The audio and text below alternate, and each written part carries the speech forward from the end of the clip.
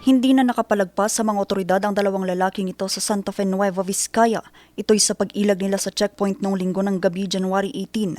Hinabol sila ng mga pulis hanggang sa tumigil ang mga ito, 50 metro ang layo mula sa checkpoint. Nang siyasatin kung ano ang laman ng sinasakyan nilang closed van, tumambad sa mga pulis ang 270 karton ng sigarilyo na nagkakahalaga ng 4.6 million pesos.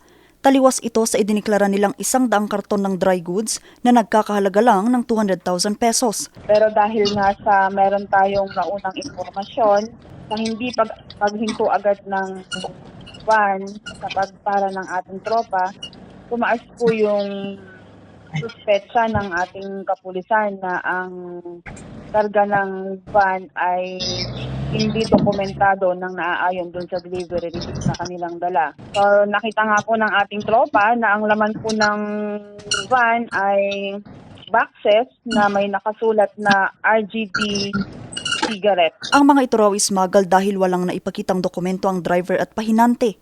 Wala po siyang required tax stamp po, ma'am. Ayon sa mga otoridad, kinakailangan raw kasing malinaw na ideklara ang sigarilyo dahil iba ang buwis na ipinapataw dito kumpara sa mga dry goods. Sa panayam ng mga pulis sa dalawa, galing daw ang mga ito sa Pasay City at i-deliver nila sa Cauayan City, Isabela. Samantala sa bayan ng Bayumbong, inaresto rin ang mag-live-in partner na ito sa isang checkpoint noong hapon ng linggo, January 18. Nakuha kasi sa kanilang sinasakyang kolong-kolong ang isang kahon na naglalaman ng 60 rim ng smuggled na sigarilyo.